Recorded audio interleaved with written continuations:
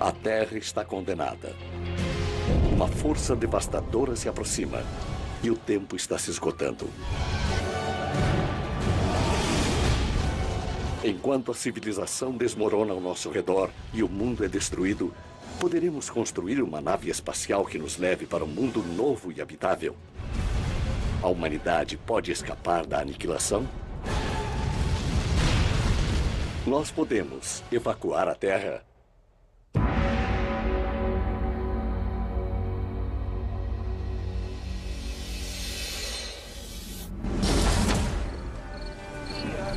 Marfa, Texas.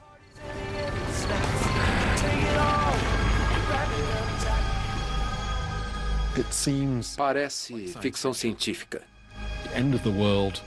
Fim do mundo sem volta. Temos que escapar.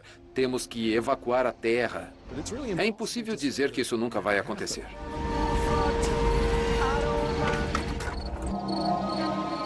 Temos a impressão de que a Terra é um planeta estável, porque ela existe há vários anos e evoluímos num meio razoavelmente estável.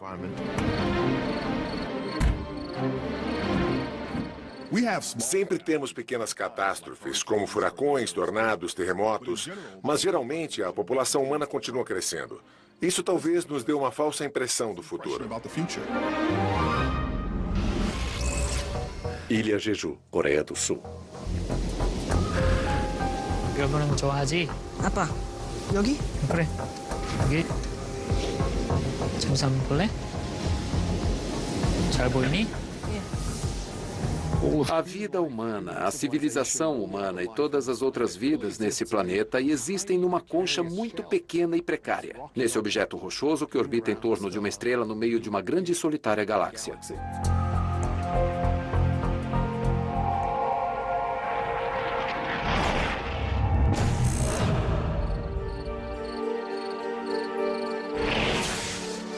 É uma estrela cadente? Nossa, sim, olha aquela outra. Os altos e baixos que experimentamos como espécie não são nada comparado ao que o universo pode lançar em nós. Há uma lista enorme de coisas ruins que podem acontecer com um planeta como a Terra.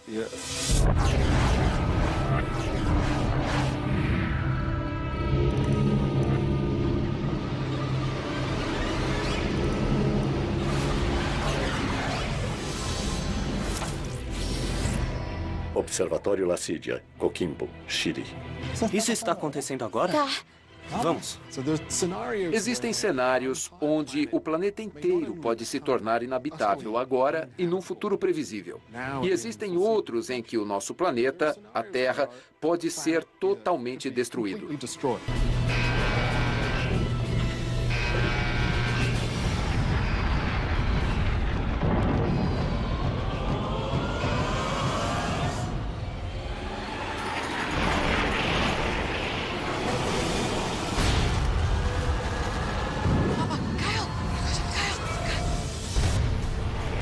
Ah, meu Deus.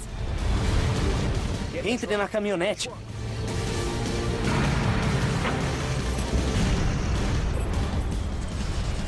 Entre logo.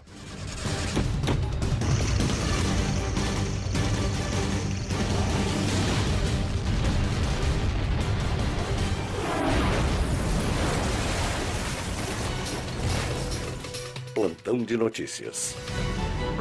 Relatos de Tucson, no Arizona, e Okayama, no Japão, descrevem queda de meteoros enormes causando inúmeros estragos. As autoridades calculam que o número de mortes chega a 250 mil e subindo. Esse pode ser o maior desastre natural que o mundo já conheceu.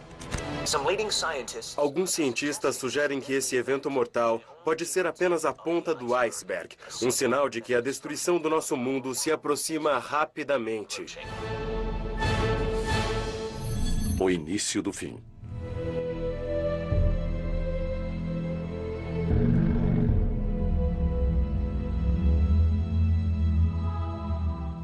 Se de repente fôssemos bombardeados por uma chuva de objetos grandes vindos do espaço, isso seria catastrófico para a Terra. E significaria muitas coisas diferentes, e nenhuma delas boa. Existem objetos no universo que tornariam a Terra totalmente inabitável ou que a destruiriam para sempre. Esses objetos podem lançar cometas, asteroides na nossa direção, pouco antes deles mesmos chegarem aonde estamos. Portanto, baseados em todas as chuvas de meteoros sem precedentes, nós viramos nossos telescópios naquela direção para olhar com atenção o que está lá. Observatório Parkes, Nova Gales do Sul, Austrália. Podemos chegar a ver, por exemplo, um objeto estranho vindo de outro lugar do espaço intergaláctico.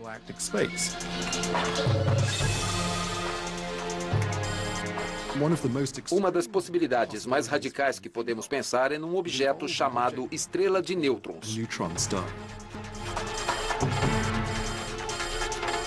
Estrela de nêutrons. Uma estrela de nêutrons é um corpo estelar. Uma estrela muito mais maciça que o Sol, que queima seu combustível com extrema rapidez. E no fim de sua vida, quando o combustível acaba, todo o núcleo da estrela entra em colapso. Isso cria um tipo de supernova, uma explosão estelar gigantesca. E o que fica para trás é um núcleo denso, feito de nêutrons. Algo em torno de 10 quilômetros de diâmetro. Como a estrela de nêutrons tem a massa equivalente a 2 ou 3 vezes a do Sol, sua força gravitacional é enorme. Isso significa que à medida que os objetos se aproximam dela, ficam sujeitos à sua força poderosa que pode destruí-los. Outra coisa assustadora de uma estrela de nêutrons é que quando ela entra em colapso, ela se lança no espaço a uma velocidade muito alta.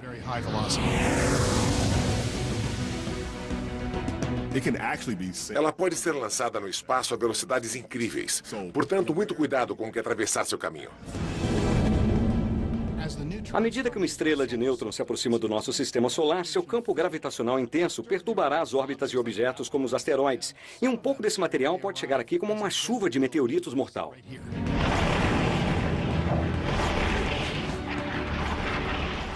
O que aconteceria a seguir? A primeira coisa que os cientistas fariam seria tentar criar modelos de possíveis cenários no caminho dessa coisa dentro do nosso sistema solar.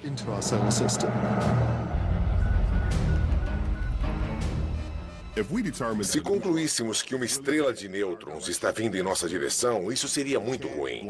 Não dá para explodir nem mudar sua direção. Tem que sair do caminho ou sofrer as terríveis consequências de ser destruído por uma estrela de nêutrons.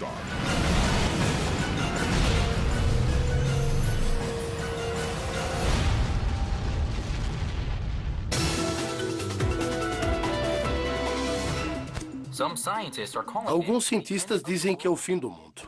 É chamada de estrela de nêutrons e os astrônomos acham que ela está em rota de colisão com a Terra. Bom dia, Tulsa. Para você que está chegando agora, estamos conversando com Lawrence Kellogg, da Universidade de Oklahoma. Dr. Kellogg. Dr. Kellogg, esse cenário parece coisa de cinema. Parece mesmo. Mas eu garanto que é real. Provavelmente, a primeira reação do público à informação de que há um aparato fatídico vindo na direção da Terra é pensar que Spielberg está fazendo um filme novo, que isso é uma estratégia para chamar a atenção de todo mundo. De onde vem essa estrela de nêutrons? Há cerca de 60 mil anos, uma estrela nos confins de nossa galáxia entrou em colapso e explodiu. Nós chamamos de supernova. A violência dessa explosão lançou seus detritos numa jornada de milhares de anos. Ao longo do caminho, ela causou efeitos cataclísmicos em tudo que encontrou pela frente. Um dos problemas com gente da nossa idade, o que pode ser bom ou ruim, dependendo da questão, é que as pessoas são muito cínicas. Nós não costumamos acreditar em tudo que vemos ou ouvimos. Então dá para imaginar que muitas pessoas, vários cientistas, iriam na TV dizer: não, isso não está acontecendo. Está dizendo que pode acontecer o mesmo com a gente? Eu acredito que sim. E praticamente todos os astrônomos do mundo também acreditam. Nós todos lemos os mesmos dados. Então, por 1 ou 2 semanas, as pessoas vão acreditar. Mas a pergunta é, o que elas podem fazer? E quando isso vai acontecer? Nós calculamos dentro de 75 anos. A Terra será destruída. É o fim da Terra. O tempo está se esgotando. Tempo de impacto.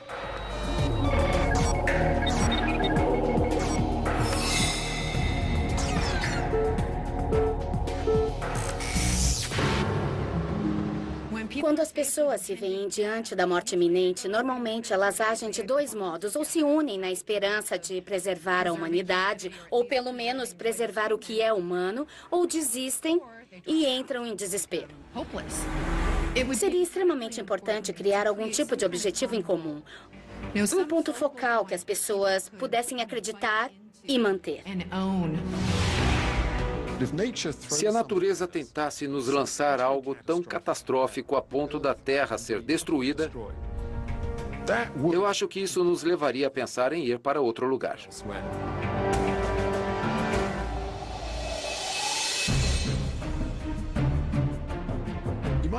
Você pode achar que deveríamos ir para Marte ou talvez para uma das luas de Júpiter para escapar do que aconteceria na Terra. Mas nesse cenário, praticamente não existiria um local seguro. Não sobraria nada.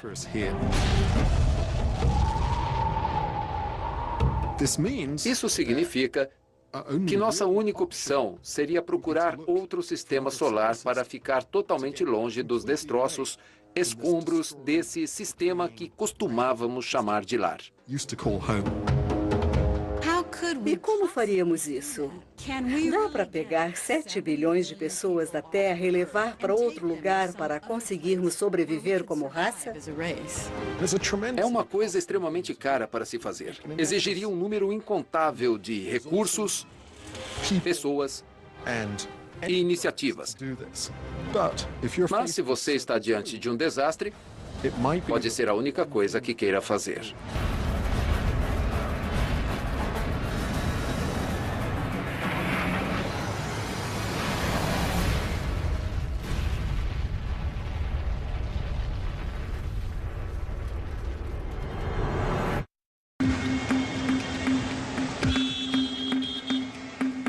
Agra, Índia.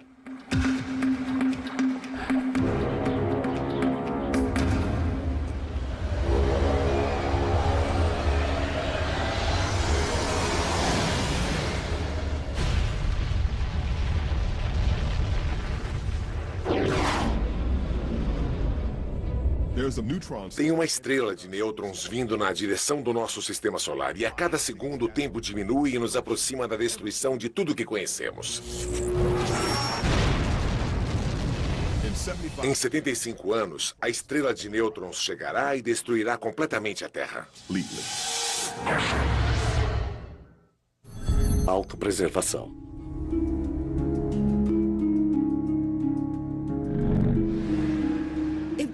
Isso mexe com a cabeça.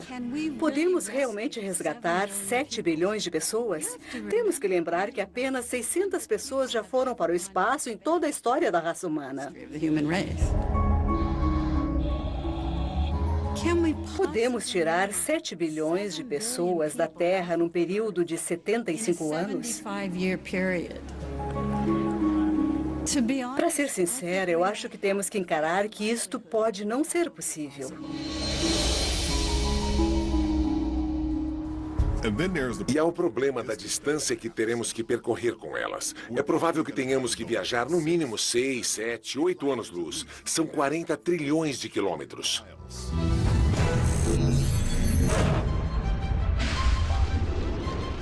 Uma coisa é certa.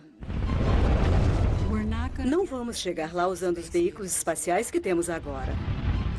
Os foguetes que conhecemos, Mercúrio, Apolo, o ônibus espacial, são todos foguetes químicos. Não dariam conta do problema. É simplesmente impossível construir uma nave espacial para ir para outra estrela com propulsores químicos. É o caso do gato que corre atrás da própria cauda. Quanto mais combustível você coloca para mover a massa, mais combustível você precisa para mover a nave espacial. Assim você não chega a lugar nenhum. Para isso dar certo, teremos que construir uma nave colossal e desenvolver um novo tipo de motor de propulsão. A pergunta é, podemos? Centro de Voos Espaciais. Temos pouco tempo, então vamos começar. Este é o E0302. E é a razão de estarmos aqui. É um lembrete constante de que o tempo está passando. Hoje vamos rever a proposta inicial feita por nossas equipes de trabalho da divisão de naves para a evacuação. Pediram para lembrá-los que essa reunião, bem como todo esse projeto, é confidencial. Felizmente, a natureza nos dá muitas formas de chegarmos às estrelas e nenhuma delas envolve nada além da física conhecida. Mas os desafios da engenharia são enormes. Qualquer plano para construir uma nova nave espacial apresenta riscos enormes. Mas como a humanidade está em risco, vamos aceitar tais riscos quaisquer que sejam. Chamamos de Projeto Horizonte. Ele representa a vanguarda da tecnologia de propulsão de aeronaves. Agora veremos algumas abordagens. Plasma. Promissor, mas apresenta problemas com o combustível e sua armazenagem. Mas é um concorrente. Para fazer um foguete que consiga atingir altas velocidades, é preciso que ele solte o escapamento o mais rápido possível. A ideia de um foguete de plasma é usar a eletricidade para acelerar o combustível e assim lançar coisas em altas velocidades. Mas embora o plasma seja mais potente, ele exige muito mais combustível. O que nos leva a estaca zero no problema do combustível. Painéis solares. Essa tecnologia tem a vantagem de ser muito pesquisada, principalmente nos últimos 15 anos.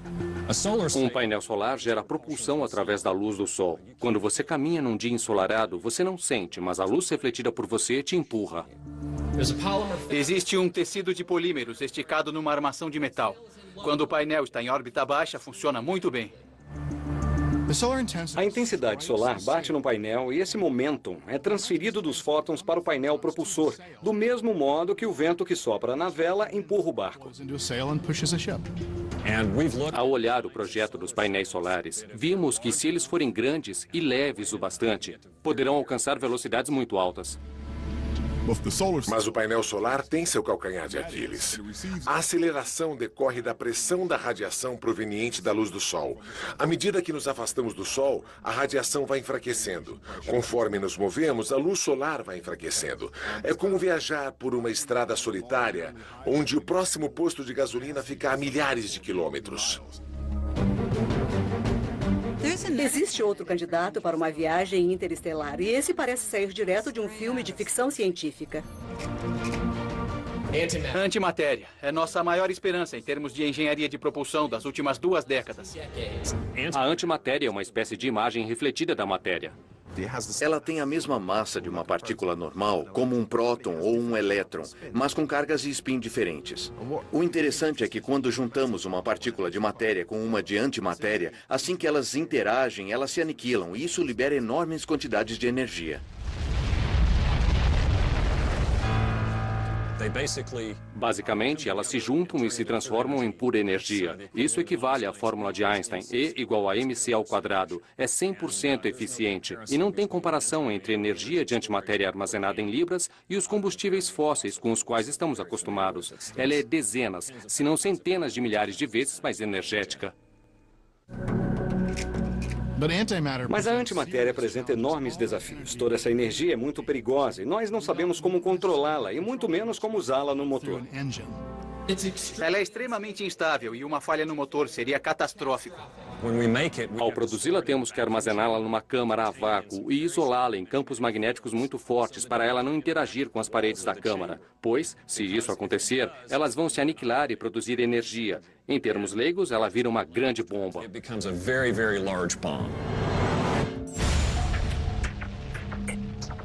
Isso é, no mínimo, um grande desafio.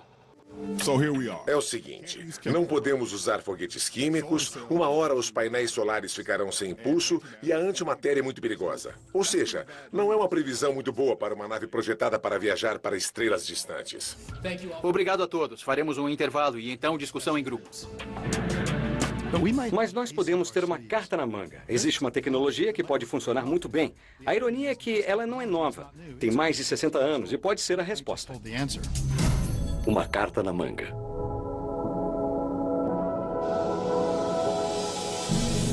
Secreto. Hoje, faça o que fizer, chame como quiser, você faz parte do conflito atômico. Liberado. Durante o projeto Manhattan, nos anos 40, havia um físico chamado Stanislaw Ulam, que propôs lançar um veículo espacial imenso movido a bombas nucleares.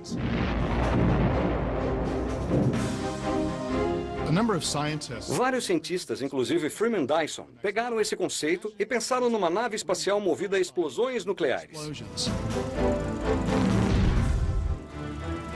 E chamaram de Projeto Orion. Projeto Orion. Orion é um conceito muito simples. Imagine uma nave espacial bem grande. E atrás dela, você coloca placas enormes com grandes amortecedores de choque. Funciona assim. Você pega bombas nucleares e lança da aeronave. Elas percorrem certa distância, talvez dezenas ou centenas de metros. Explodem e a onda de choque atinge a placa propulsora. Você programa várias detonações, uma atrás da outra, e as explosões começam aos poucos a mover a nave, que por fim atinge grandes velocidades. As ondas de choque impulsionam a nave espacial para frente. Orion faria você andar muito, muito rápido. Nos anos 60, Freeman Dyson e Ted Taylor construíram um modelo desse conceito usando explosões convencionais para impulsioná-lo na atmosfera.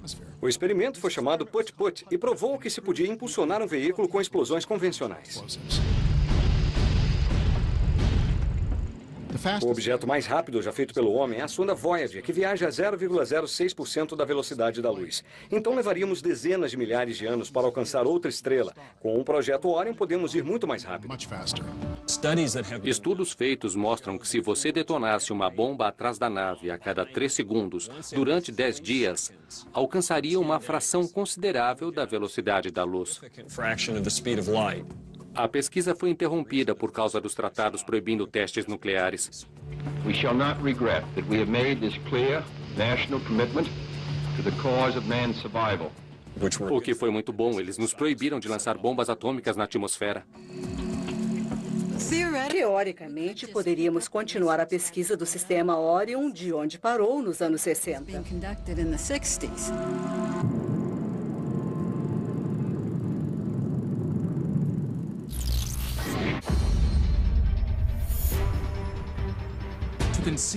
Para conceber e construir tal nave, é preciso cooperação numa escala jamais vista no mundo.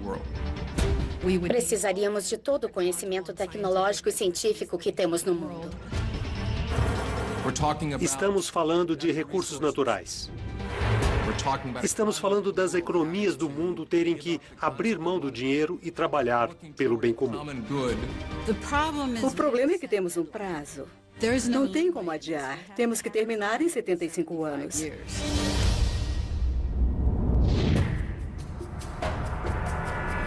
Eu acho que se as pessoas enfrentassem algum tipo de ameaça real à sua existência, haveria vários tipos de reação. Agora, com a ênfase da mídia social, seria um grande impacto. Isso se espalharia num milésimo de segundo. Eu acho que algumas pessoas procurariam grupos e organizações religiosas por respostas e também veríamos um aumento considerável de suicídios. O mundo vai acabar. Será um tremendo caos.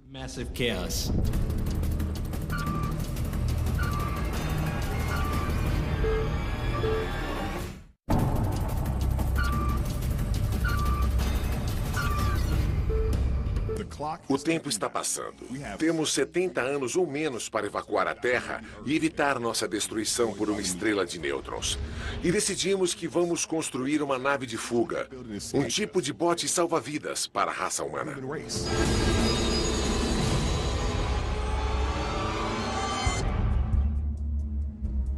Quando você decide que vai projetar e construir uma nave estelar, a primeira coisa a fazer é reunir as melhores cabeças do planeta para fazer o trabalho.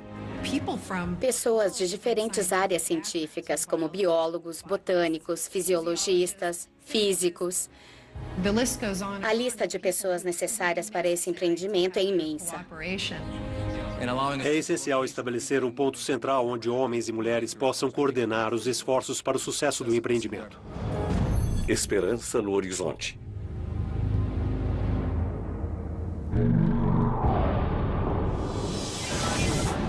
plantão de notícias. Eles chamam de Projeto Horizonte.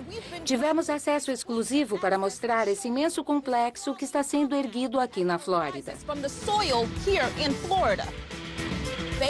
Já apelidaram o complexo de Cidade da Nave Estelar. Em poucos meses, o local ficará protegido pelos militares e a luta para salvar a humanidade começará.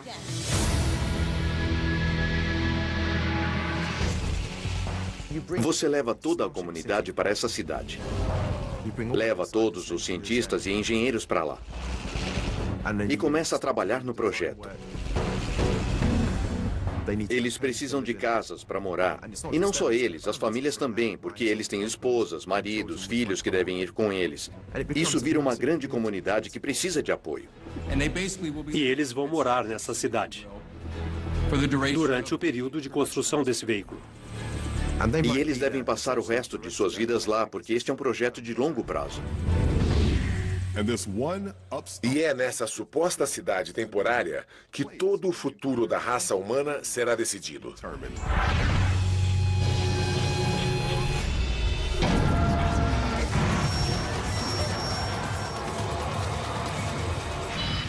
Propulsão. A ordem do dia na cidade da nave estelar será descobrir como construir Orion e fazê-la funcionar. Desenvolver alguma coisa como Orion terá vários desafios. Lei de gestão de armas atômicas e materiais nucleares especiais. A primeira coisa a fazer é aumentar a produção de plutônio, pois desde o fim da Guerra Fria não construímos mais bombas nucleares. Portanto, não produzimos mais como antes. Na verdade, não produzimos quase nada de plutônio hoje em dia, então teremos que produzir. Juntamente com a produção de suprimento de plutônio como combustível, temos que projetar pequenas bombas exclusivamente para o projeto Orion. Não daria para usar armas nucleares desativadas de nosso arsenal, então é preciso um novo projeto para construir essas bombas. Como podem ver, as bombas serão distribuídas na placa propulsora. Uma detonação a cada 3 segundos pode nos dar uma fração da velocidade da luz considerável, possivelmente 7%.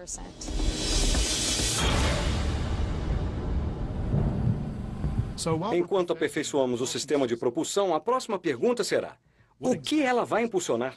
Qual será o tamanho? E quais as condições internas necessárias para prepará-la para passageiros? Um dos elementos ambientais críticos que temos que fornecer é o que temos aqui na Terra: a gravidade. A gravidade é um princípio organizador para todos os animais e plantas. Nossa fisiologia e anatomia estão totalmente estruturadas para lidar com a gravidade.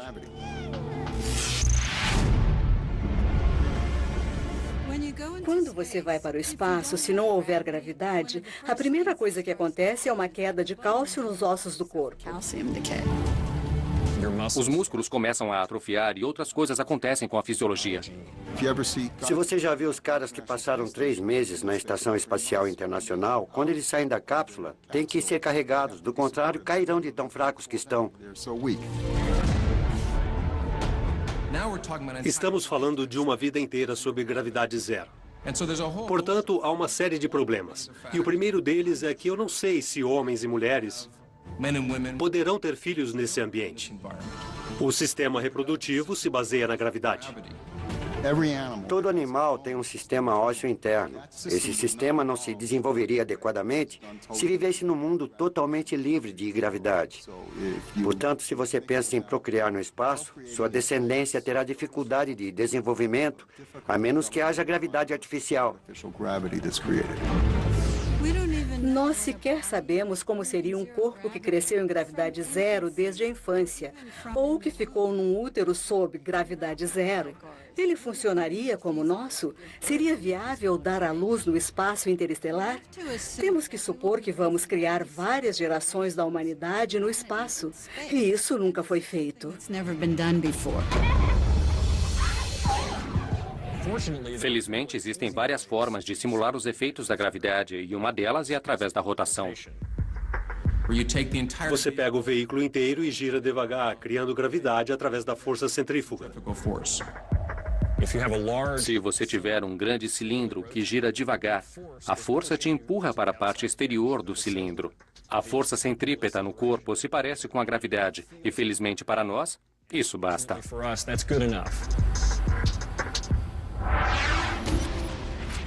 Se a solução é um cilindro giratório, então a pergunta é: de que tamanho ele será? Porque isso determina o número de pessoas que podemos acomodar. A resposta é bem grande, e é a partir daí que podemos começar a falar de uma coisa chamada o cilindro de O'Neill. Gerard O'Neill foi um professor de física de Princeton que postulou o projeto para uma colônia no espaço onde se viveria na superfície de um cilindro rotatório que produz gravidade artificial. Tudo isso foi simulado em computadores e acreditamos que esse cilindro manterá a pressão. Na verdade, aqui nós temos o mesmo tipo de cilindro de pressão que O'Neill achava que funcionaria no espaço. Ele é projetado para gerar a pressão da atmosfera da Terra dentro dele. Nós temos portas pressurizadas na câmara para a entrada e saída de pessoas e cargas. Depois de fechadas, sabemos que elas vão manter a pressão necessária. Parece bom. A luz é outra questão. Não existe muita luz solar, mesmo se você se afastar apenas alguns dias do Sol. Precisaremos de iluminação artificial, mas esse não é um grande problema. Podemos estender uma haste no centro da nave que faria o papel do Sol em seu ciclo diário, pois os seres humanos, plantas e outros animais baseiam-se nos ciclos do dia e da noite para regular o ritmo de vida e garantir a sobrevivência. Esses ritmos ditam o batimento cardíaco e a temperatura corporal. Por isso, manter um ciclo de 24 horas é essencial para a saúde humana.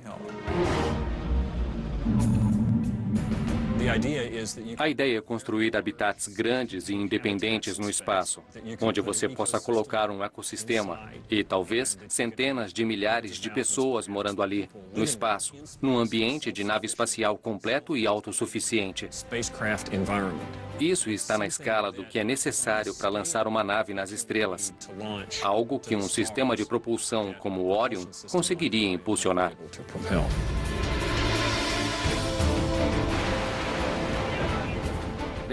Eles a chamam de a Arca. Será um cilindro de 24 quilômetros de comprimento e 3 de largura. É 4 vezes o tamanho de Manhattan. Cientistas da cidade da nave espacial dizem que a nave tem capacidade para 250 mil pessoas. Mas nenhum cientista ou autoridade do governo responde à próxima pergunta, que é: quem é que vai?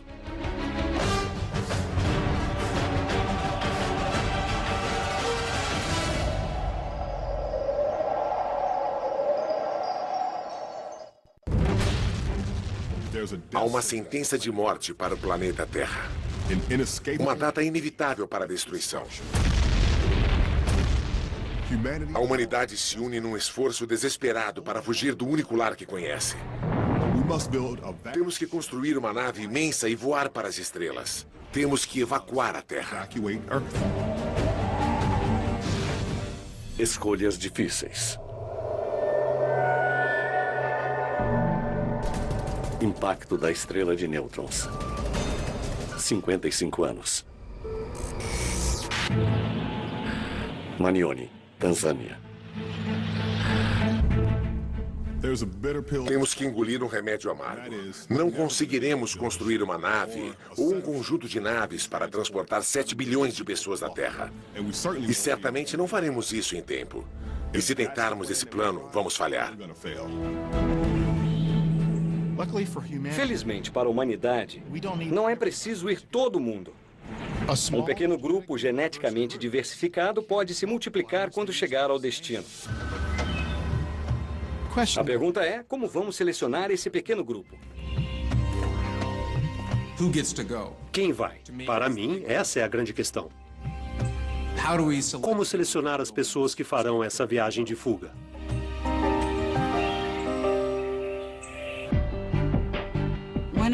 Uma das primeiras coisas que faríamos é uma triagem de DNA do maior número de pessoas possível.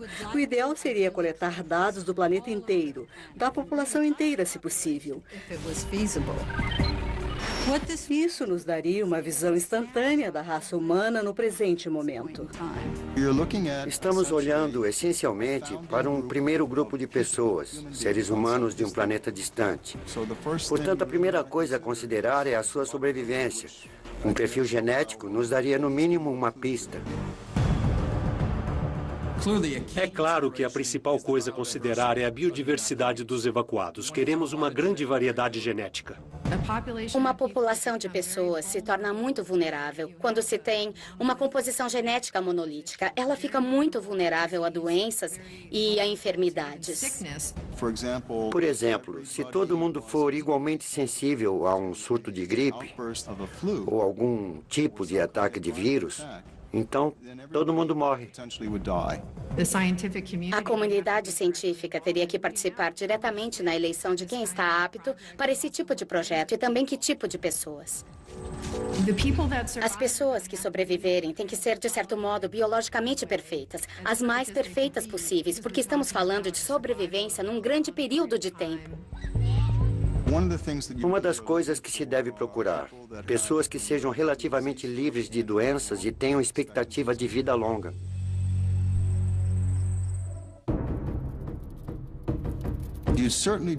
Certamente você não vai querer estar numa nave com alguém diagnosticado geneticamente com esquizofrenia, por exemplo. Ou alguém que é um perigo para o resto da população da espaçonave. Não vai querer pessoas com diabetes ou pessoas com outros tipos de doença de longa duração. Vamos reduzir o patrimônio genético de toda a raça humana aos passageiros dessa nave. Então é muito importante salvar a maior diversidade genética para que as pessoas sejam as mais saudáveis possíveis. Em alguns lugares, é preciso profissionais médicos treinados para coletar amostras e fazer a triagem. Em outros casos, as pessoas terão que mandar o material.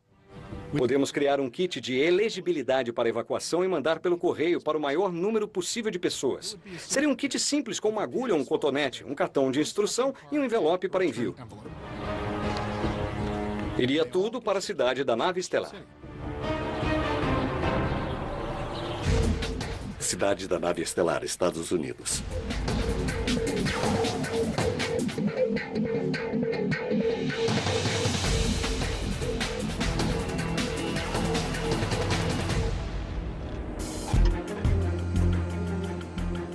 Quando as amostras chegassem ao laboratório, seriam triadas. Como isso funciona? Por incrível que pareça, já podemos sequenciar o genoma inteiro de qualquer ser humano por alguns milhares de dólares. Já podemos dizer se alguém tem um fator de risco para alguns cânceres. Sabemos que há genes para alguns tipos de câncer. Sabemos que há genes para algumas doenças sanguíneas. Podemos detectar essas doenças facilmente. Quanto mais informações genéticas houver nos próximos anos, mais fácil será. Queremos pessoas relativamente predispostas geneticamente a sobreviver em diferentes ambientes. Se eu fosse escolher pessoas com capacidade de sobrevivência a longo prazo e com recursos mínimos, eu levaria os Inuits da Groenlândia ou do norte do Canadá, porque eles vivem em ambientes inóspitos há milhares de anos. Essa capacidade de sobrevivência é extremamente crucial. A genética não é o único critério para entrar nesse grupo. São exigidas algumas habilidades. Em primeiro lugar, você precisa de uma equipe para pilotar a espaçonave e manter vários de seus subsistemas. Médicos, engenheiros, pilotos, cientistas, paramédicos, pesquisadores. Embora possamos fazer essas escolhas mais adiante. Deixados para trás.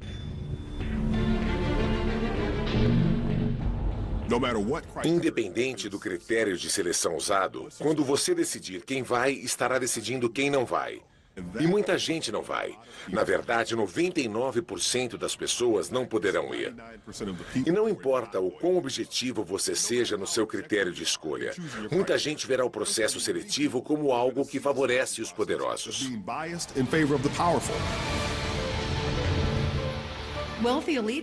As elites abastadas dariam forma a essa empreitada e participariam ativamente na seleção do grupo de sobreviventes que iria para o espaço. Sabemos que aqueles que estão no poder vão estabelecer as regras de quem vai. Eles terão o comando, eles terão o controle financeiro. Plantão de notícias. Hoje houve protesto em 71 países nos 5 continentes.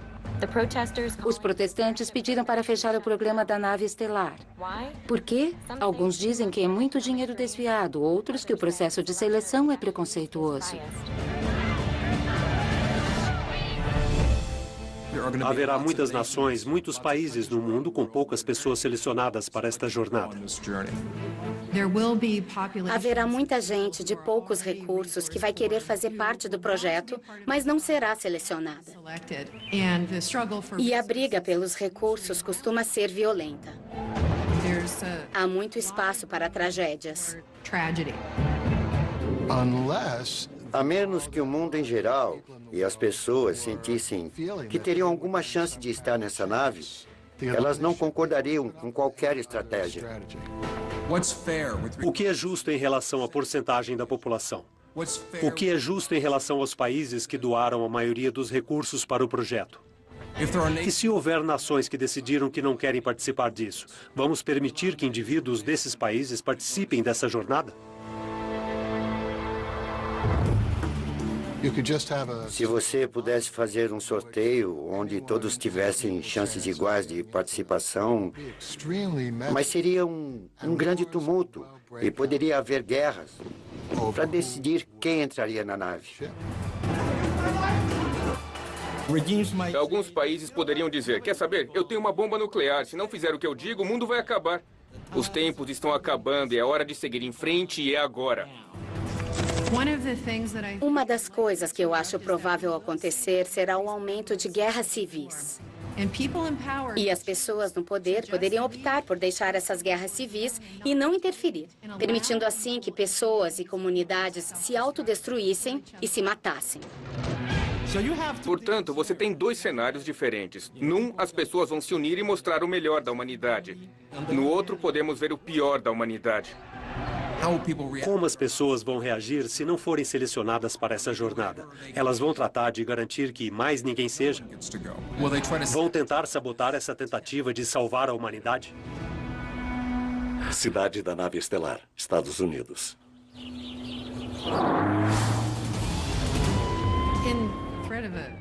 Numa ameaça de catástrofe dessa magnitude, acho que haveria o risco de formação de cultos ou grupos fundamentalistas que sabotariam esse projeto. Você entrou numa área restrita. Pare o veículo agora. Existem algumas histórias na Bíblia e em outras religiões que falam da humanidade ser varrida periodicamente da história. Alguns verão isso como mais um sinal desse tipo de evento. Por isso, teremos que nos proteger daqueles que queiram sabotar essa jornada. O perímetro da cidade da nave estelar está armado com minas terrestres. Seu veículo será destruído.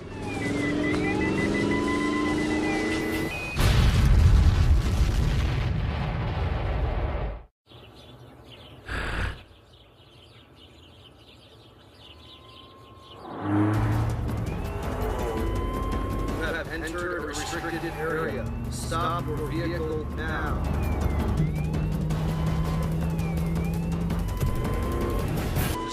O perímetro da cidade da nave estelar está armado com minas terrestres. Seu veículo será destruído.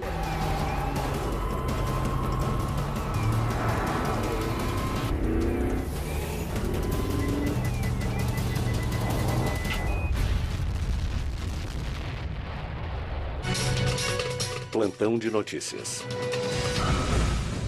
Segundo o porta-voz do Projeto Horizonte, os danos causados por mais de 30 ataques terroristas geraram um grande atraso no programa que já enfrenta um prazo apertado. O Projeto Horizonte sofreu outro revés hoje, quando 45 cientistas deixaram a cidade da nave estelar no que só pode ser descrito como competição.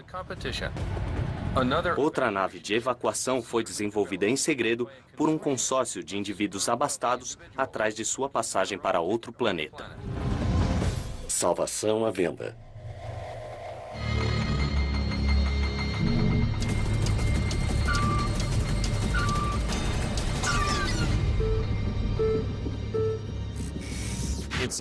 É totalmente possível que, além desse esforço nacional para construir uma arca espacial, existam várias arcas espaciais sendo construídas por particulares. Não há por que não acontecer. É dinheiro. Pode acontecer de algumas pessoas muito ricas, como Bill Gates e Richard Branson, donos de empresas multibilionárias, decidirem se unir para tentar construir sua própria nave espacial.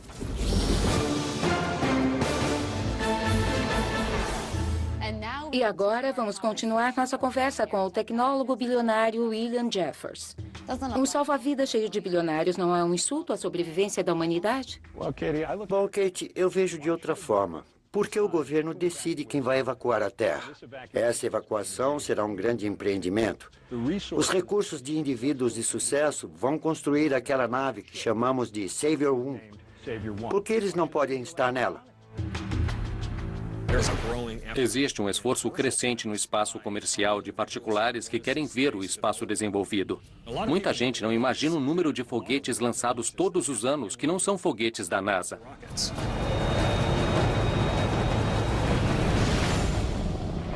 O custo de uma passagem em suas naves de evacuação é de 5 milhões de dólares. Se você considerar o custo do que prevemos gastar, é uma bagatela. Nada como nossa casa.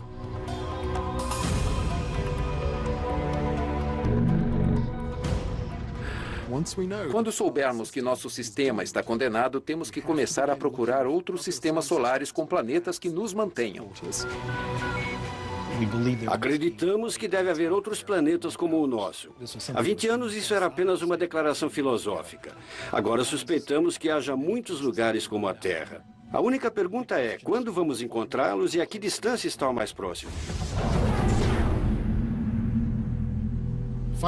Achar outro planeta não será fácil, mas nós já temos telescópios no espaço procurando planetas como a Terra e orbitando outras estrelas. O mais produtivo no momento é o telescópio espacial Kepler. Kepler é um telescópio espacial de 1 metro que orbita a Terra. Ele olha para 150 mil estrelas a cada 6 segundos. E procura uma gota na claridade quando um planeta passa em frente de uma estrela.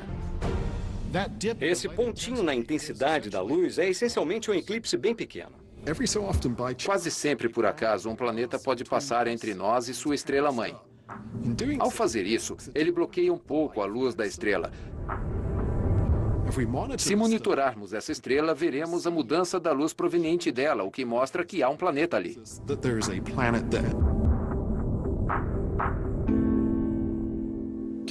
Agora Kepler tem 2.000 planetas candidatos. Há planetas do tamanho da Terra e também menores. São muitos lares em potencial, mas o problema é que os alvos de Kepler estão muito longe.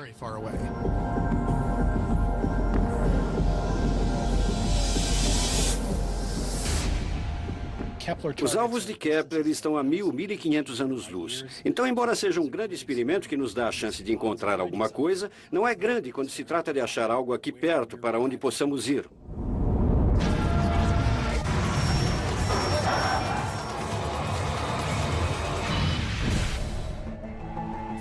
É essencial achar um planeta perto de nós. Quanto mais tempo passarmos numa espaçonave, mais chances existem de sair algo errado, e mais perigoso e ameaçador fica para a sobrevivência das espécies.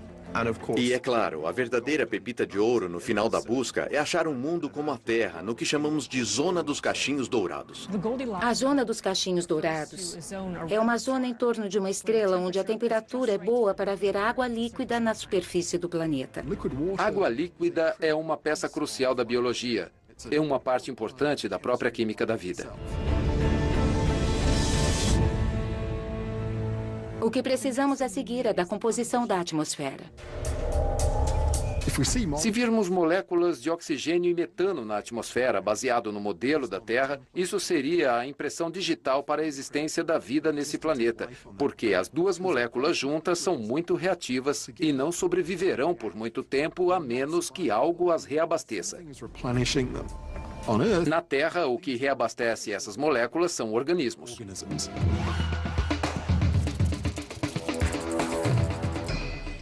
Mesmo se acharmos um planeta que esteja na zona habitável de sua estrela-mãe, com a temperatura adequada, a gravidade ideal na superfície, talvez com uma biosfera abundante, mesmo assim, pode haver muita coisa desconhecida que pode matar o recém-chegado. Uma delas, por exemplo, é a velocidade dos ventos. Nós humanos mal suportamos ventos de 80 quilômetros por hora. Alguns planetas têm ventos de mais de 320 quilômetros por hora o tempo todo. Poderíamos chegar lá e descobrir que tudo o que indicava ser um ambiente de temperatura ideal está errado. Talvez seja um planeta com uma química maluca, de vulcanismos estranhos e completamente inabitável. Eu me preocuparia em chegar ao planeta e haver gases venenosos dos quais não estávamos cientes. E saber a composição do planeta em detalhes não será possível até chegarmos lá. O máximo que podemos fazer à distância é determinar quais planetas podem ou não abrigar vida e quais podem ou não ter um ambiente adequado para nós.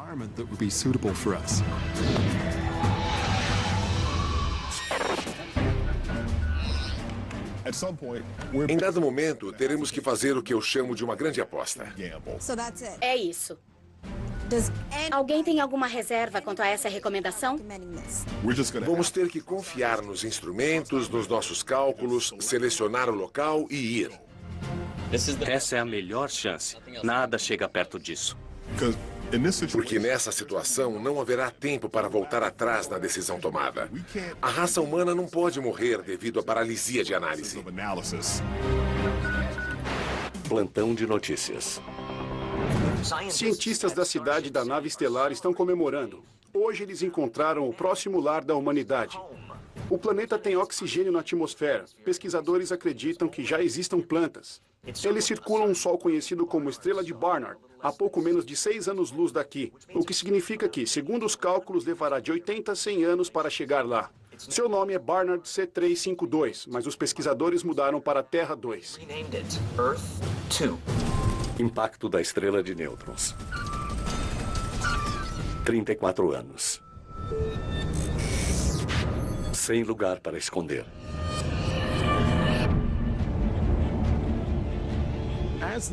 Enquanto a estrela de nêutrons invade o sistema, matéria, pedaços de rochas, asteroides, cometas, o que houver no nosso sistema solar será atraído para a superfície da estrela de nêutrons. É como soltar bombas nucleares. Portanto, esse objeto vai começar a bombear radiação e queimar tudo em seu caminho. Podemos ficar numa situação que, conforme a estrela de nêutrons se aproxima, sua radiação começa a penetrar na atmosfera terrestre e cavar um buraco. E no caso, se estivermos no ponto onde o raio da estrela atinge o planeta, então que Deus nos ajude.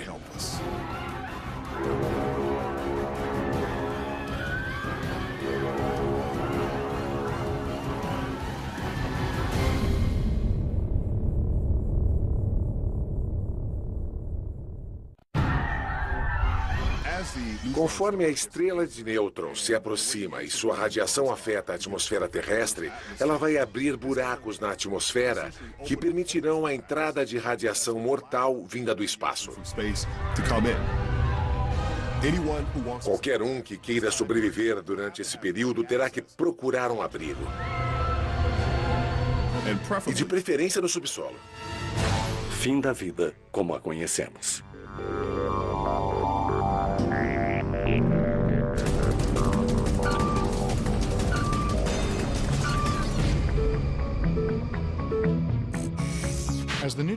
Conforme a estrela de nêutrons se aproxima, mais calamidades acontecem. Haverá uma disparidade crescente na qualidade de vida de pessoas do mundo industrializado e pessoas de outros lugares, onde não há ninguém para cuidar delas e fornecer abrigos e coisas que as ajudariam a passar por isso.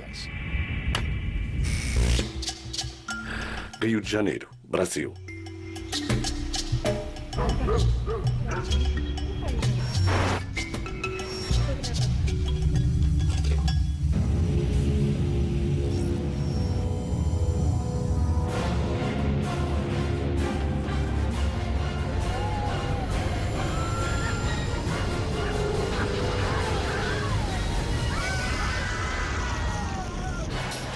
Plantão de notícias.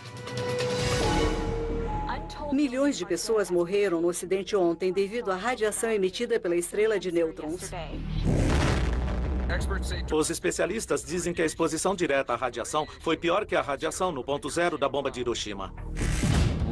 Calcula-se que a perda de plantas e gado levará a uma escassez global de alimentos. Para os mais céticos, esta é a prova final de que a Terra está realmente morrendo. Reunião necessária.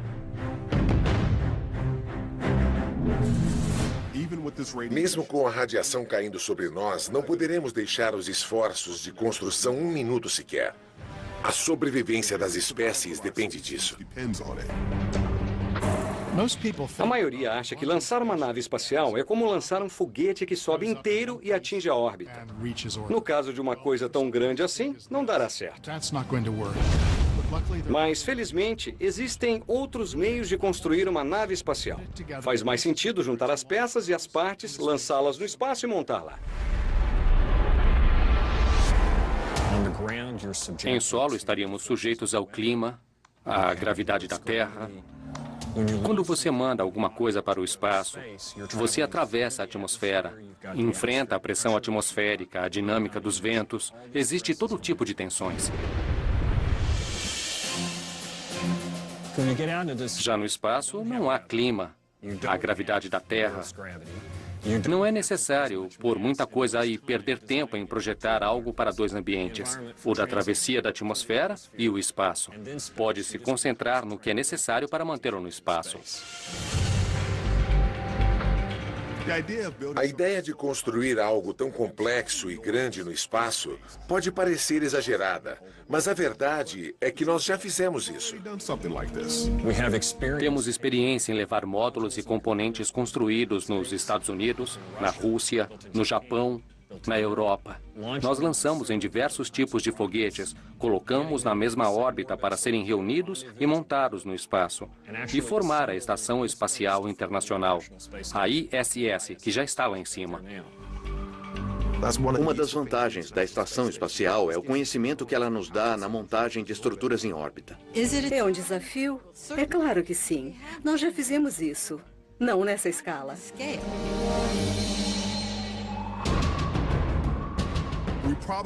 Provavelmente não conseguiremos construir toda a nave na cidade da nave estelar.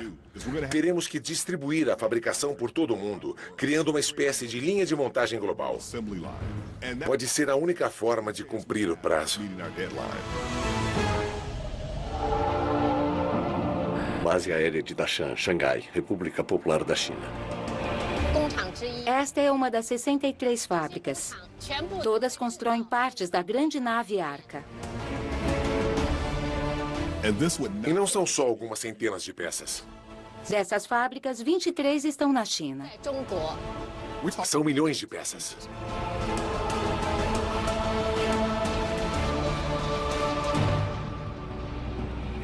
Mesmo agora, há lugares na Terra que podem fazer isso. Estados Unidos, Rússia, Japão, Europa, Índia. Todos os países que exploram o espaço podem fazer isso. Eles lançarão em órbita para montar no espaço. O maior desafio será a engenharia dos sistemas. Montar a logística e encaixar todas as peças. Uma coisa nessa escala, nessa proporção, vai exigir inúmeras fábricas em solo, provavelmente em muitos países. Eles terão que usar diferentes ferramentas e processos de engenharia e garantir que, quando elas cheguem ao espaço, a parte A encaixe na parte B e tudo se conecte e funcione adequadamente. A última coisa que se quer é descobrir que as peças não se encaixam perfeitamente quando chegarem ao espaço.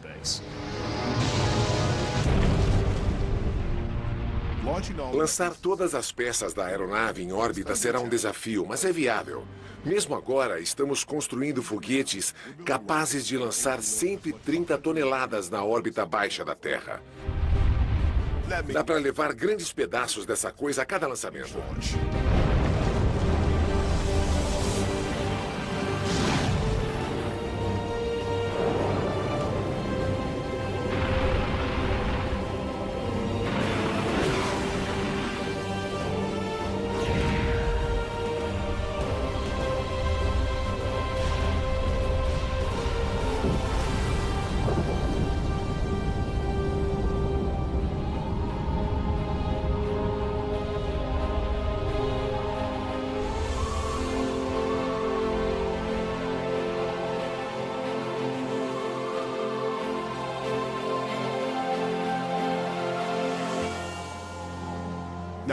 Agora, mesmo que a gente consiga lançar as peças em órbita para montagem, o trabalho está apenas começando. Há todo tipo de desafio no espaço que vai tornar essa operação muito perigosa até o fim.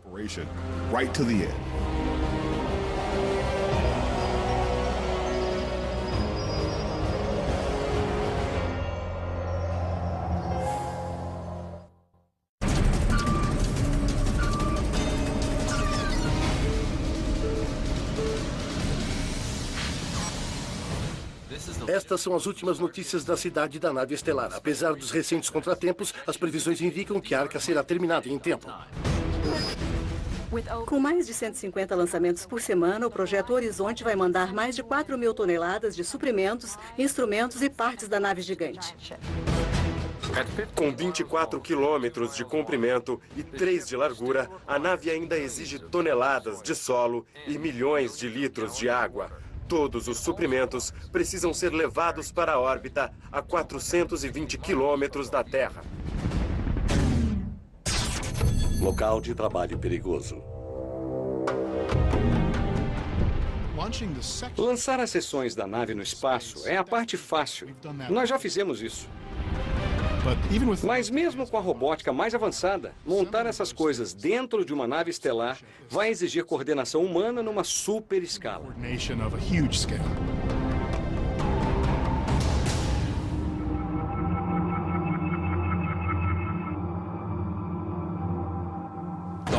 A parte mais difícil será a coordenação e montagem no espaço. Eu, particularmente, não acredito que a gente consiga montar uma espaçonave via robôs, sem pessoas.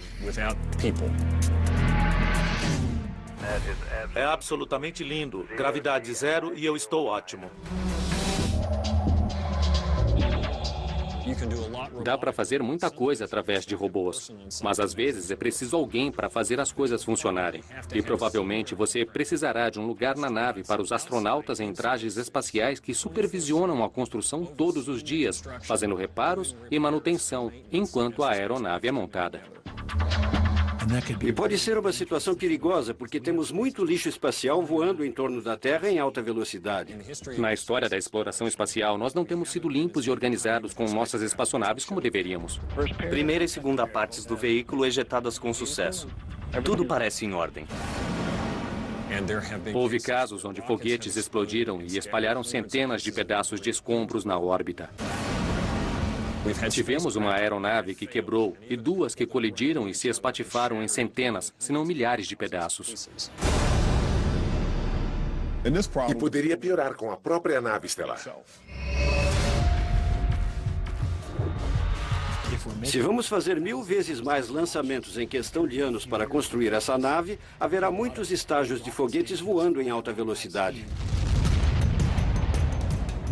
Essas partes se movem em velocidades orbitais a cerca de 8, 10 km por segundo.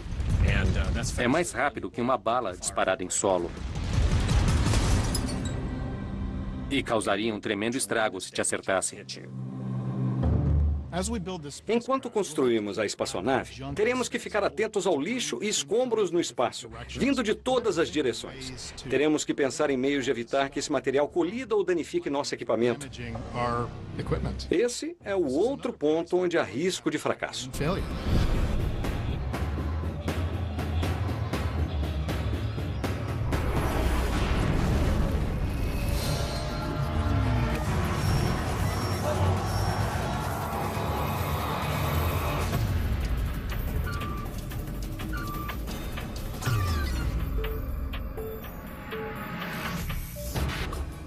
Até agora, sofremos os efeitos secundários da estrela de nêutrons.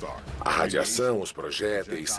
Mas agora que a estrela de nêutrons se aproxima do nosso sistema solar, é o início do fim. Ela pode alterar nossa órbita. Ela pode ficar mais elíptica.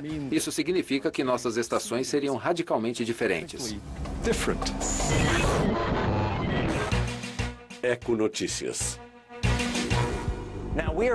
Estamos diante de mais um dia de clima extremo, pessoal. Vocês de Los Angeles enfrentarão mais uma onda de frio, 50 graus abaixo de zero. Miami, Flórida. Haverá uma grande diferença entre inverno e verão. Anchorage, Alasca.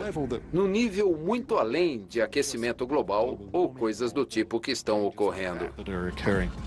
Estamos falando de uma onda de calor de 60 graus, se movendo para Manitoba. Mantenha seu suprimento de água. É importante ficar no porão no meio do dia.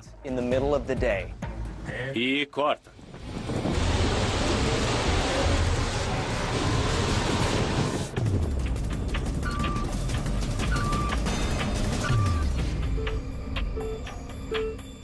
Salvando os ricos.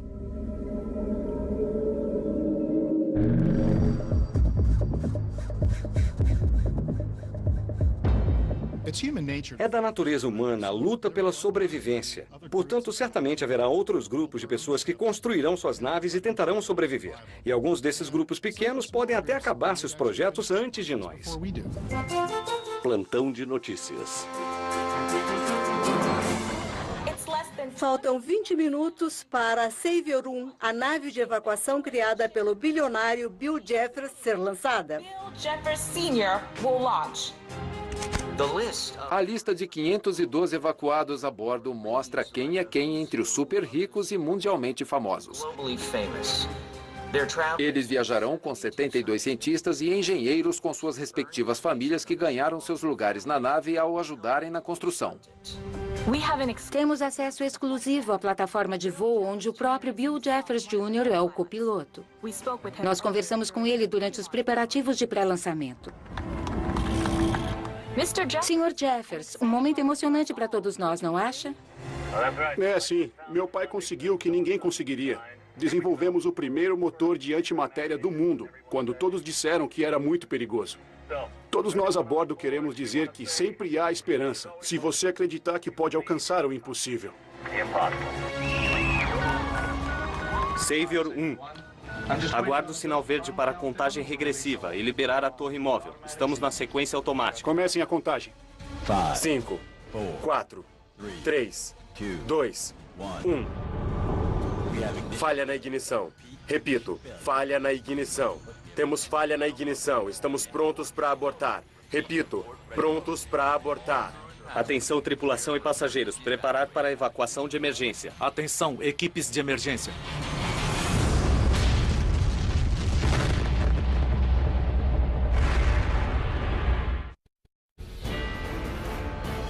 We're on the automatic sequence. Let's start the countdown. 5, 4, 3, 2, 1. We have ignition failure. Repeat, ignition failure. Okay. But I don't know. We go on flow. We have engine malfunction. We have an engine malfunction. 3 and 4, master. All crew and passengers prepare for emergency evacuation. 2 coming up.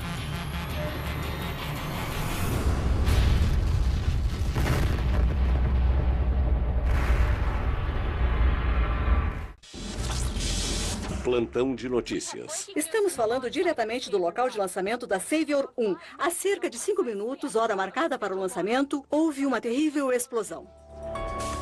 Críticos já insistem que o ambicioso sistema de propulsão, a antimatéria da Savior 1, era uma tragédia pré-anunciada.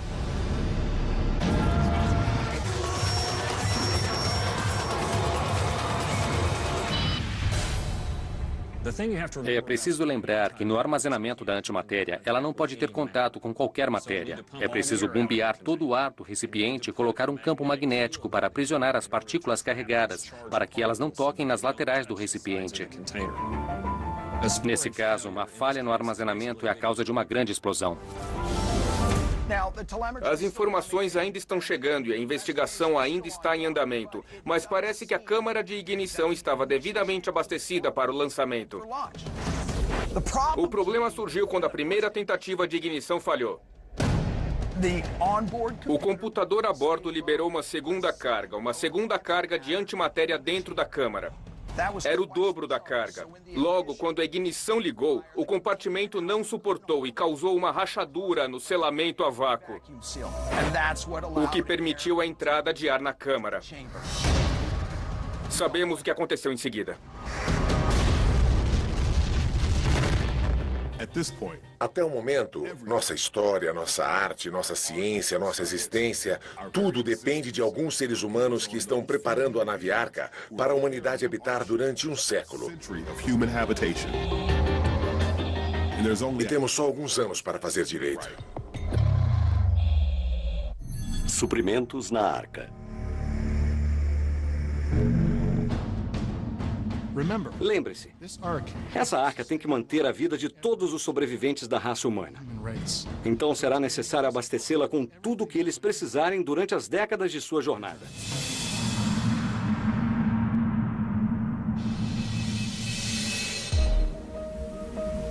Ar, água, comida. Se não tiver essas coisas, não vamos conseguir. Ponto. Mas, felizmente, ar e água são basicamente a mesma coisa, cientificamente falando. Você pode fazer oxigênio facilmente se colocar uma corrente elétrica na água, que é basicamente o que os organismos fazem quando liberam oxigênio da fotossíntese. Se você tiver uma usina de força nuclear na nave, você pode gerar eletricidade por um longo período de tempo, com segurança, e precisa apenas hidrolisar a água para gerar oxigênio.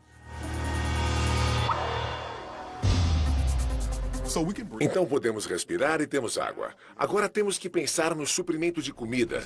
Por mais mundano que pareça, nunca fizemos nada nessa escala. E com certeza nunca no espaço. Todo homem, mulher e criança na nave tem uma chance de morrer se não resolvermos isso. Como alimentar 250 mil pessoas durante esse período? Obviamente não podemos levar toda essa comida conosco. Não dá para levar milhões de latas de alimento e frango congelado numa despensa até as estrelas. Não é viável. Não dá para ter um suprimento de comida que fique escasso depois de um tempo. Ele tem que se repor sozinho, independente de qualquer suprimento de fora. Você não comerá carne no espaço. Nada de bife no espaço. Pode comer coisas com sabor de carne, mas não comerá carne no espaço. E o motivo é muito simples. A conversão de vegetais no músculo animal é apenas 10% eficiente. Ou seja, para cada meio quilo de bife, a vaca consome 5 quilos de grama. Se estiver com vontade de proteína animal, você pode comer um pouco de vermes e baratas. Insetos são uma fonte de proteínas para humanos há muito tempo. A ideia é que haveria um pouco de agricultura. Mas quem sabe? Talvez a gente passe a gostar até de insetos.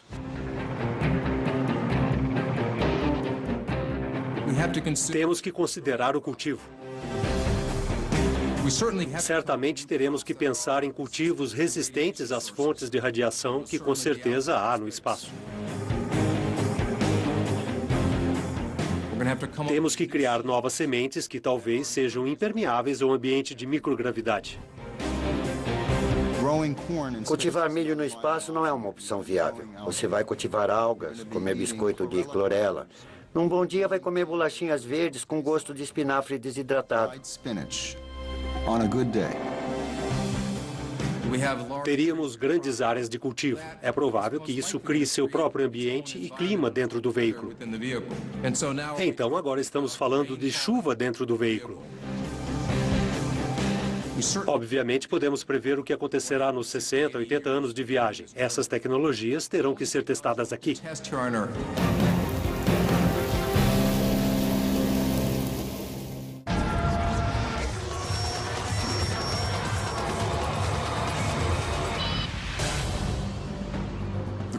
A questão da dieta levanta a importância de levar alguns trilhões de passageiros a bordo. Falamos de bactérias. É crucial que levemos um complemento de micróbios para o espaço. É absolutamente essencial para a sobrevivência da vida humana. 3 quilos do peso de um adulto típico é de micro-organismos. Sem bactérias, não desempenharíamos uma simples função biológica como a digestão de alimentos. Esses organismos evoluíram há mais de 2,5 bilhões de anos nesse planeta. Eles tornaram esse planeta habitável para outras criaturas.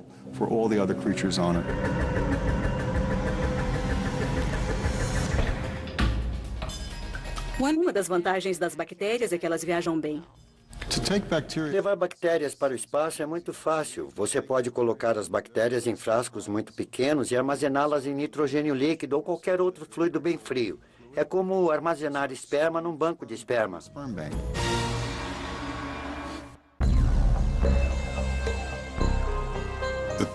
Você deve se lembrar que todos esses programas têm que acontecer ao mesmo tempo.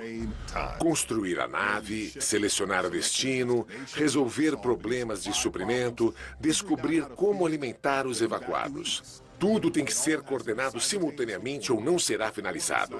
A estrela de nêutrons não vai dilatar o prazo.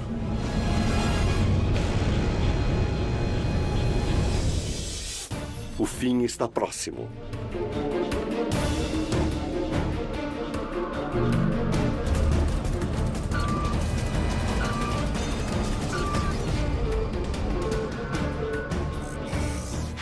Enquanto o fim se aproxima, começaríamos a ver sinais do nosso destino final.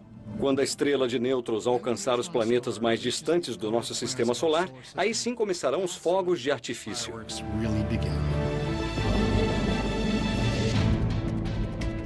Está começando. Vejam. Primeiro o anel F, depois o A e a divisão de Cassini.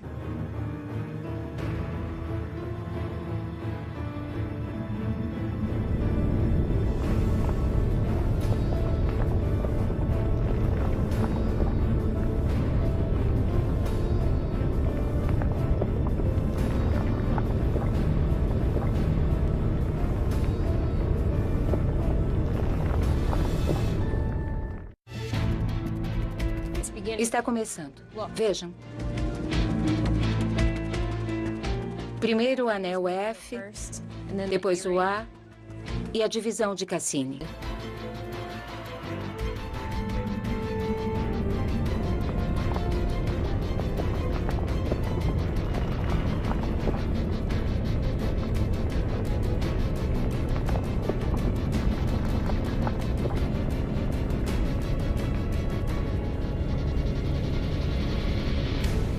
Sumiu.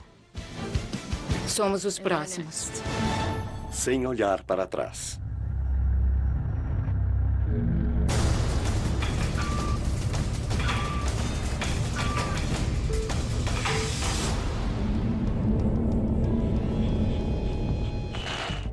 Agora, a única esperança da humanidade está na arca espacial do Projeto Horizonte. Ônibus espaciais naves levarão os evacuados para a nave em órbita. Temos dezenas de milhares de indivíduos. Temos comida, água e ar para respirar. A esta altura, acho que todos querem estar a bordo da nave. Queremos sair do planeta. Será um desafio interessante manter os passageiros e a tripulação otimistas, principalmente no início. Hoje, após 6 meses de treinamento técnico e físico, homens e mulheres escolhidos para deixar o planeta se preparam para evacuar a Terra. Hoje será a última chance de se despedir dos amigos e entes queridos que ficarão para trás. Provavelmente, as pessoas que vão iniciar a missão sofrerão de depressão porque eles sabem que seu mundo foi destruído. Amigos, entes queridos, lugares ficarão para trás para nunca mais serem vistos. Isso vai afetar todo mundo. Temos a sorte de ser uma das poucas famílias que partirão intactas. Como não ir? É a única escolha que temos. Quando passarem por aquela porta, eles começarão o embarque. Depois farão o último exame médico antes de se dirigirem para um dos 100 ônibus espaciais que os levarão para a nave Arca. Pela primeira vez, os humanos vão sair de casa. Eles viajarão 60, 80, 100 anos talvez, em uma grande nave com 250 mil pessoas a bordo. Talvez eles deixem parentes para trás, lugares onde cresceram. Acho importante manter a estrutura familiar durante essa jornada. Isso permitirá que os indivíduos formem um lar, por assim dizer. A tripulação que vai pilotar a Arca já está a bordo há semanas, aguardando os passageiros que vão se aclimatar de 6 a 18 meses antes da nave partir.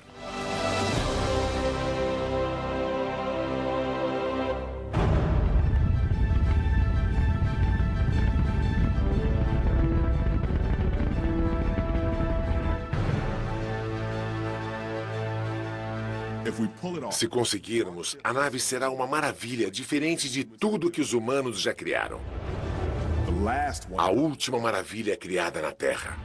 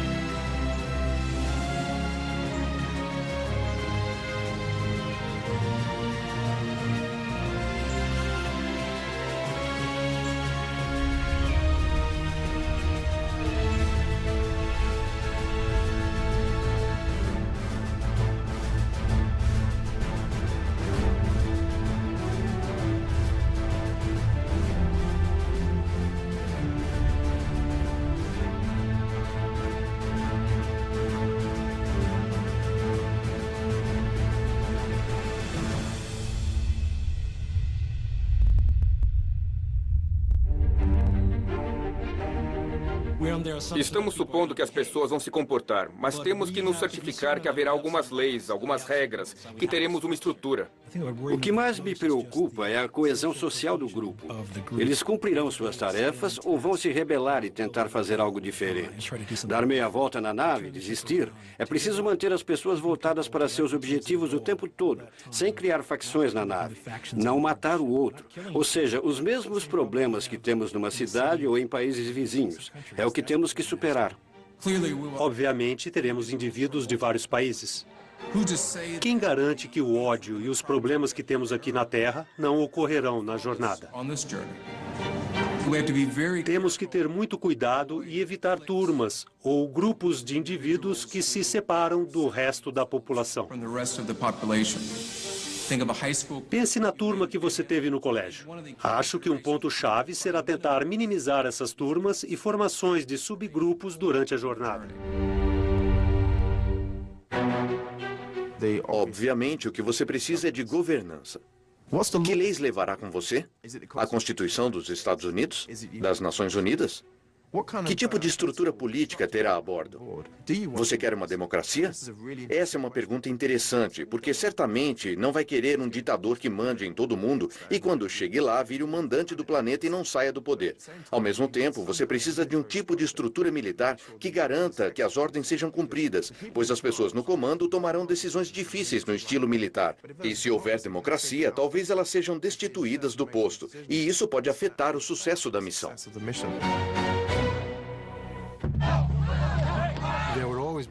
Sempre haveria o perigo de tudo se degenerar em caos.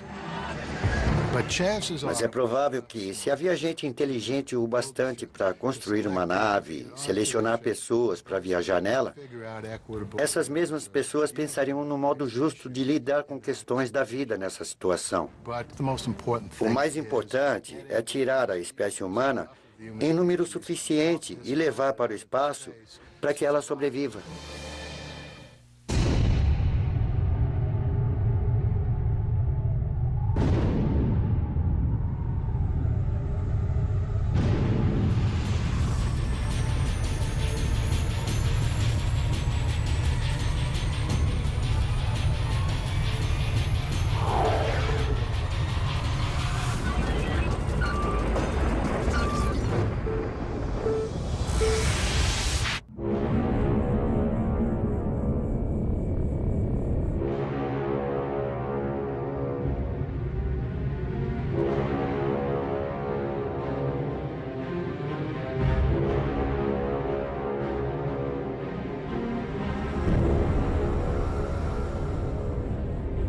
Enquanto a estrela de nêutrons se aproxima da Terra, vão acontecer duas coisas.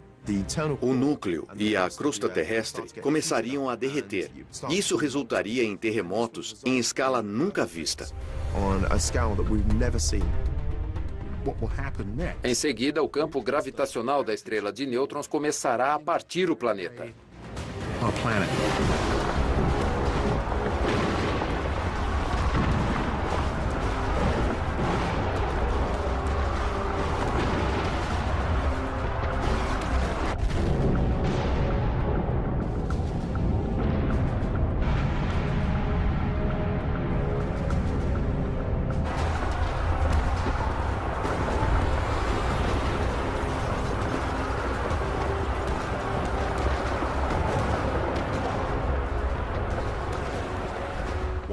Quando a atmosfera, os oceanos e a crosta terrestre começarem a se alterar, muita gente morrerá rapidamente.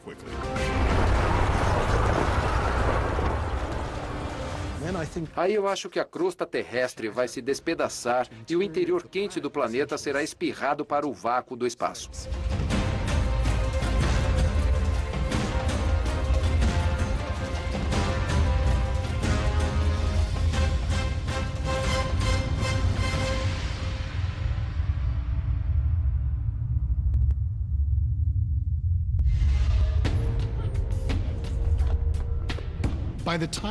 Quando a estrela de nêutrons rasgar a Terra em pedaços, todo mundo já estará morto pela radiação, vulcanismo ou qualquer outra coisa.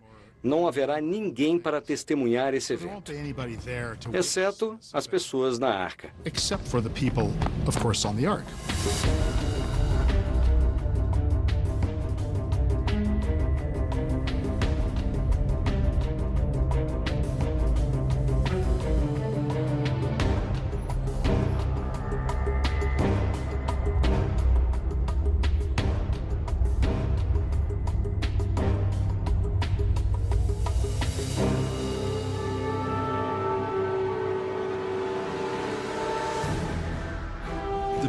O material da Terra despedaçada pode fazer duas coisas. Pode cair direto na estrela de nêutrons e resultar em explosões colossais.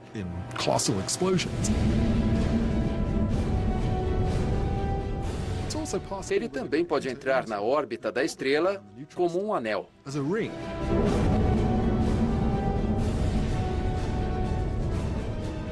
Nosso planeta pode se tornar um sistema de anéis.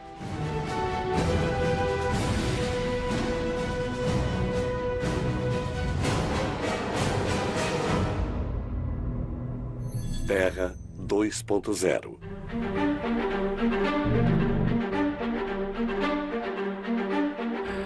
...88 anos depois.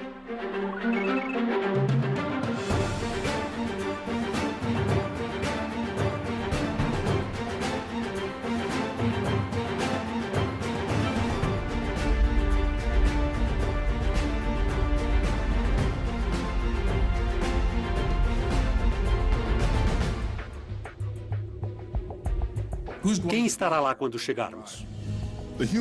A expectativa de vida atualmente é de 70 anos. Portanto, quando chegarmos ao planeta distante, que é nosso alvo, é bem provável que as primeiras pessoas que entraram na arca não estejam mais lá. É claro que quem estava com 50, 60 anos quando a jornada começou não vai chegar. Provavelmente as crianças mais novas na época chegarão. Imagine que experiência emocionante, pois eles sabem que chegaram ao fim de uma longa jornada e tiveram êxito. Mas, de certo modo, eles estão apenas começando. Imagine o grau de emoção que as pessoas vão sentir na primeira vez que virem a superfície desse planeta. Mas agora estão incumbidas de fazer algo até maior. Agora terão que descer no planeta e reconstruir a civilização humana num novo mundo.